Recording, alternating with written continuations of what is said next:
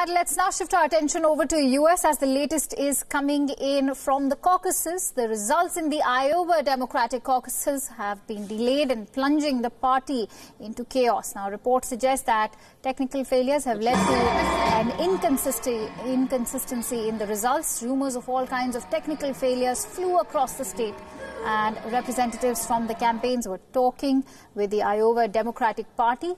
The communication director of Iowa Democratic Party has said that photos of results and a paper trail is also being used to come to a conclusive result. She also said that this is a reporting issue and confirmed that the app was not hacked. Reports also suggest that the user were facing issues while logging in. Many also opted to use the telephone hotline to report, which can in turn slow down of the results. Now remember, Iowa is the first caucus in a string of 4 states which are going to be extremely crucial for the presidential elections. And Iowa, being the first one, was being touted as an important one, though, with a small population.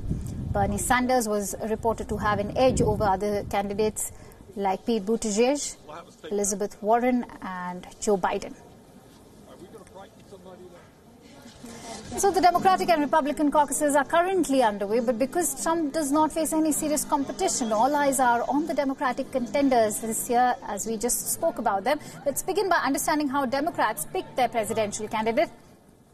The caucuses and primaries starts months and sometimes even years before the main elections. The candidates start their campaign trails with speeches, promises, fundraisings, even debates. Above all, the goal for the candidates is to convince voters that they are the right candidate in their whole party to defeat Donald Trump. Now, how does a candidate become a nominee? It's all about winning delegates, and this is done by competing in states across the country. A few states matter more than the others. By tradition, Iowa goes first, and so it becomes the most important one. After Iowa, the race moves to the next 3 big states: New Hampshire, Nevada and South Carolina, as you can see on this map.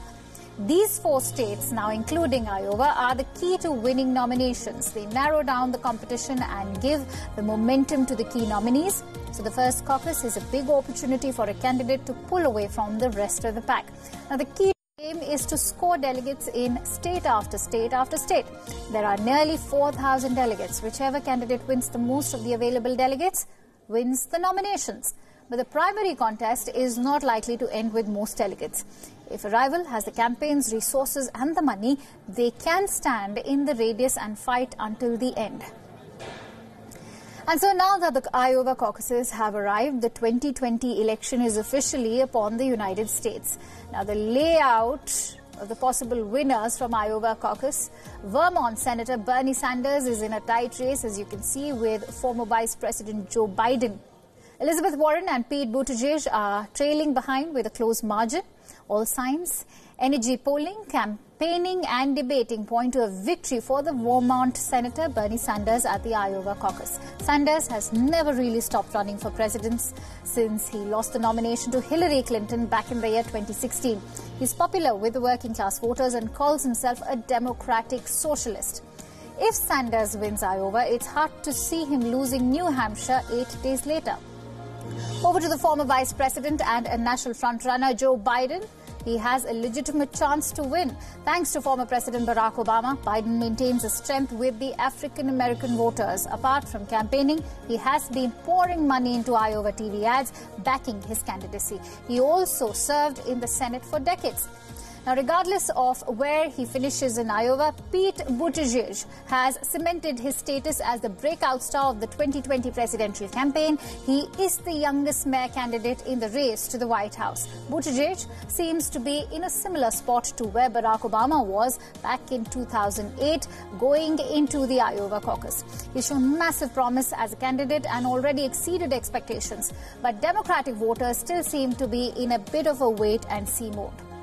Over to Elizabeth Warren. Let's tell you more about her. The Massachusetts senator has been flagging for months now, as Sanders appears to have emerged as the top choice, but Warren's organization strength is big, effective, and has been up and running at full strength longer than anyone else in the field. She helped set up Consumer Financial Protection Bureau under Obama administration and promises big structural changes for this presidential race. And earlier we spoke to our correspondent Kate Fisher, who brings us the latest updates from Ground Zero as she's covering the Iowa caucus. Let's listen into what she has to say.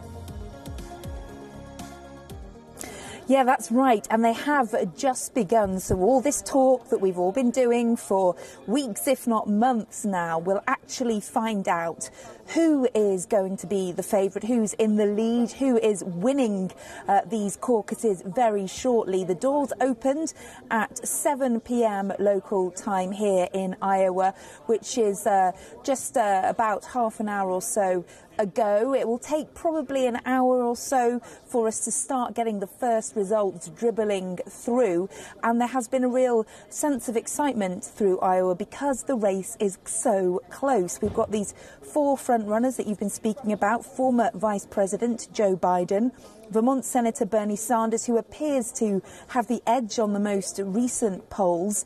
You've got Massachusetts Senator Elizabeth Warren and Pete Buttigieg, who is the former mayor of a small town in the state of Indiana, yet he has done really well in the polls considering he had so little previous name recognition amongst the American public. So it really is all to play for this evening in Iowa. Those caucuses underway right now in more than 1,600 locations across this state. It's a rural state with not a huge population. Most of the people who live here are white. It's not terribly diverse, but they will be going to their local precinct meeting places like school gymnasiums or village halls, where they will meet and talk and try to persuade each other to back their candidate. They will move to a different part of the room to choose that candidate, and that's how this caucusing works. Shifting away from US presidential